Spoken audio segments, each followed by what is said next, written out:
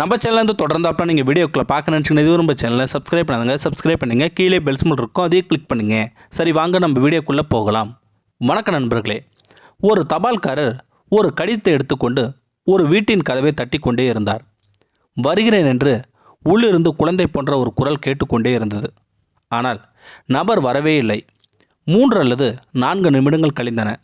இறுதியாக கோபமடைந்த தபால்காரர், ஏய், சீக்கிரம் வந்து கடிதத்தை எடுத்துகிட்டு போக மாட்டீங்களா அப்படின்னு சொல்லி கோபமாக கத்தினார் அந்த தபால்காரர். மீண்டும் குழந்தை போன்ற குரல், ஐயா, கடிதத்தை கதவுக்கு அடியில் வச்சுட்டு போங்க, நான் வந்து எடுத்துக்கிறேன் அப்படின்னு கேட்டது மீண்டும் அந்த குரல். தபால்காரருக்கு கோபம் வந்து விட்டது. இது ஒரு பதிவு செய்யப்பட்ட கடிதம், அதற்கு ஒப்புதல் தேவை. நீங்கள் கையெழுத்து போட்டு கொடுத்தாதான் நாங்கள் கடிதத்தை உங்கள்கிட்ட கொடுக்க முடியும் அப்படின்னு சொன்னார் அந்த தபால்காரர். 10 நிமிடங்களுக்கு பிறகு கதவு திறந்தது. எரிச்சலடைந்த தபால்காரர் வாயெடுத்து நின்றார் அந்த தபால்காரர். ஏனென்றால் கடிதத்தை எடுக்க கால் இல்லாத ஒரு சிறுமி அந்த தபால்கார் முன்னாடி மண்டிட்டு கொண்டே வந்தாள். தபால்காரர் கடிதத்தை அமைதியாக கொடுத்துவிட்டு வருத்தத்துடன் திரும்பி பார்த்து கொண்டே சென்றார் அந்த தபால்காரர். இப்படியே நாட்கள் சென்றது. தபால்காரர் சிறுமியின் வீட்டுக்கு கடிதம் அனுப்பும் போதெல்லாம் கதவு திறக்கும் வரை காத்திருப்பது வழக்கமாக இருந்தது. தீபாவளி நெருங்கி கொண்டிருந்த வேளையில் தபால்காரர் எப்போதும் வெறுங்காலும் இருப்பதை அந்த சிறுமி கவனித்து கொண்டே இருந்திருக்காள். ஒரு முறை தபால்காரர் கடிதம் வழங்க வந்தபோது அந்த பெண் அமைதியாக தரையில் உள்ள கால் தடங்களிலிருந்து தபால்காரின் கால அளவை அளந்து கொண்டார்.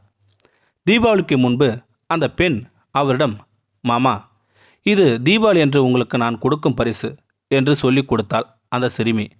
தபால்காரர் சொன்னார், நீ எனக்கு மகள் போன்றவளம்மா, உன்னிடமிருந்து நான் எப்படி பரிசு வாங்க முடியும் என்றார் அந்த தபால்காரர். சிறுமி வற்புறுத்தியதால் தபால்காரர் வீட்டிற்கு எடுத்து சென்று பாக்கெட்டை திறந்து பார்த்தார்.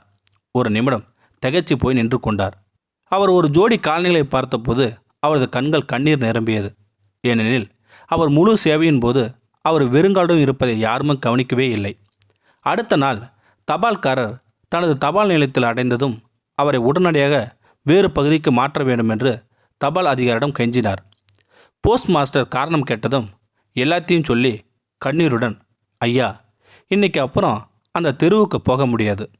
அந்த சிறுமி என்னை வெறுங்காலுடன் பார்த்து கால்னையே கொடுத்தாள். நான் எப்படி அவளுக்கு கால் கொடுப்பேன் என்று ரொம்ப வருத்தப்பட்டு கொண்டு சொன்னார் அந்த தபால்காரர்.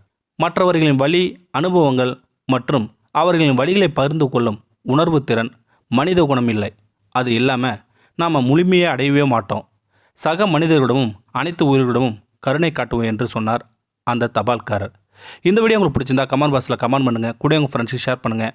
இதுவரை நம்ம சேனலை சப்ஸ்கிரைப் பண்ணுங்கள். கீழே பெல் சிம்பல் இருக்கும், அதையும் கிளிக் பண்ணுங்கள். தேங்க்யூ ஃபார் வாட்சிங்.